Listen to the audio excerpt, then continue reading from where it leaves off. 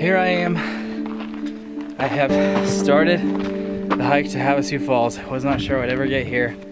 Wound up losing a little over half a day, but it is still Monday. And hopefully I will make it to camp without any issues tonight. It is gonna be a long, hot hike because unfortunately, due to the tire and everything else, I'm starting in the middle of the day, pretty much the worst time of day. So, here's the hike, coming down these switchbacks. There's the hilltop all the way up there.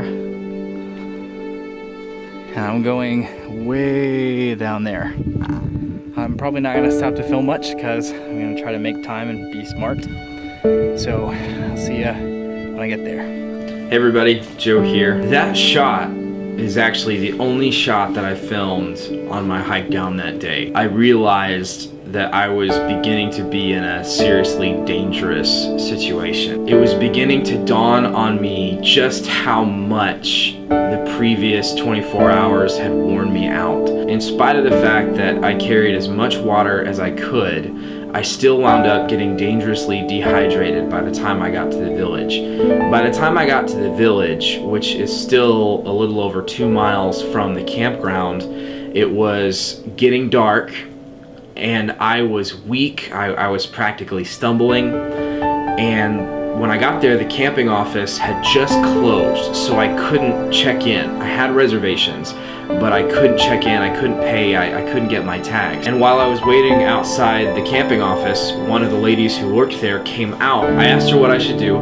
She said that since I was only staying for a few days, I should just go down to the campground, not worry about coming up the next day to get my tags, which I was really thankful for because I was weak, I was dehydrated, I had big blisters on my feet, and I was at a dangerous point already. So the idea of adding another like 4.5 mile hike into what I already had to do just didn't sound like fun.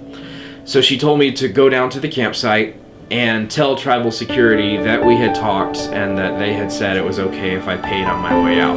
That made me a little nervous, but I wasn't in much of a position to do anything else. The rest of my experience very much follows the tone of the trip so far. There are incredible highs and very frustrating lows.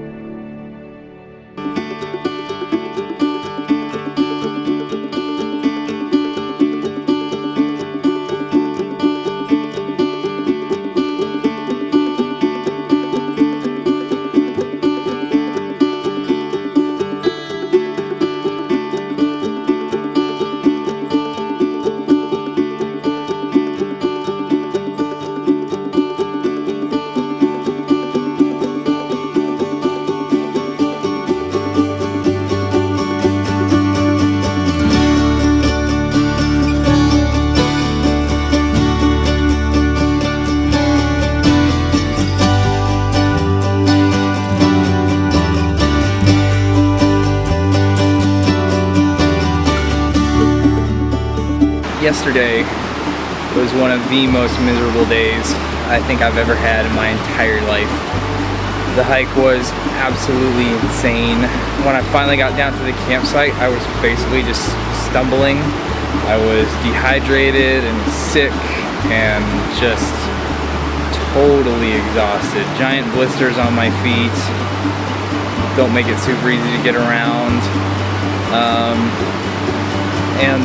Last night, I couldn't see anything. I hiked in using my headlamp for the last couple miles, and there were people all over the place, and so I just pitched my tent in just this tiny little scrap of dirt that I could find like right off the trail. It's kind of nasty, creepy crawlies everywhere.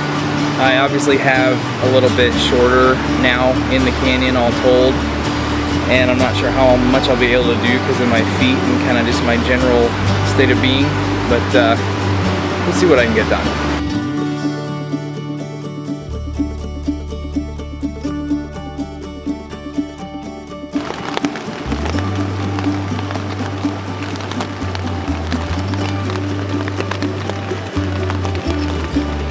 It's been raining for probably about 3 or 4 hours, and I've been in the tent most of that time. Actually kind of caught up on some sleep, so that was nice. But I think I'm about to venture out. First I'm going to put some moleskin on the blisters.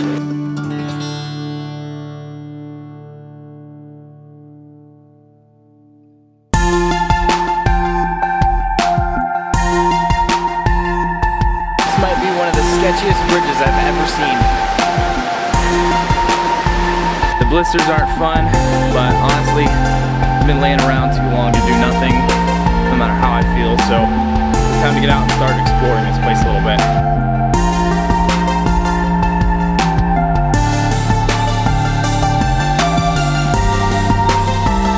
I mean, that was just a scary long way down.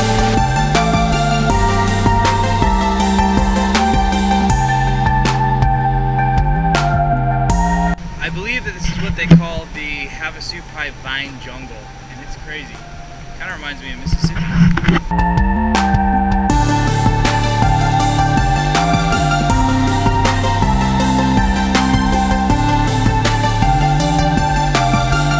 So I'm walking through these vines and I almost missed it, but right behind me, I don't know if you can see it, but somewhere back in there are these they're like bighorn sheep. They're like desert sheep or something like that, like mountain sheep.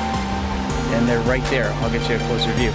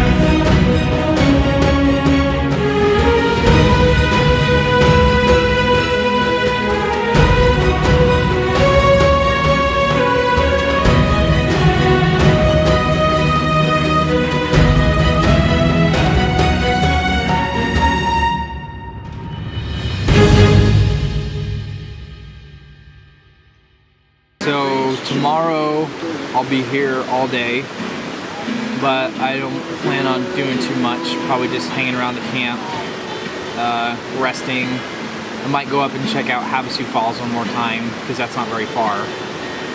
And then just kind of getting stuff ready to go and resting because Thursday morning the plan is to wake up early and try to get on the list to helicopter out. I really, really miss my wife right now. Like, gosh, I think about her constantly, all the time. I mean, I always miss her, but on this trip it's really bad. really want to see her again. Hopefully tomorrow goes by fast, because man, I'm so ready to get home. It is Wednesday morning, and I am actually packing up my stuff to go right now. The tribal security guy, same one I talked to yesterday, came by. Said if I didn't get up to get my tags, they were gonna charge me extra. And yesterday I talked to the same guy, and he told me that it would be fine if I paid when I left. So I'm kind of done, kind of over it. I'm gonna have to hike all the way out, but it's sort of a cloudy day and not too hot, and I'm done. I'm ready to be out of here. So here we go. I did it. I am out of the canyon. At this point, I don't even remember if I vlogged about why I left a day early.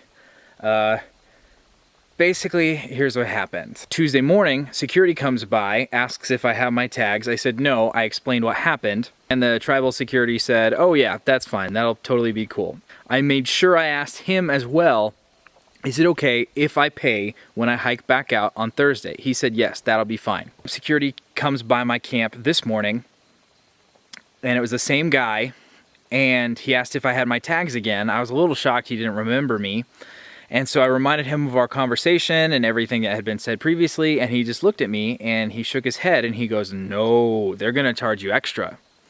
And I looked at him and I said, what?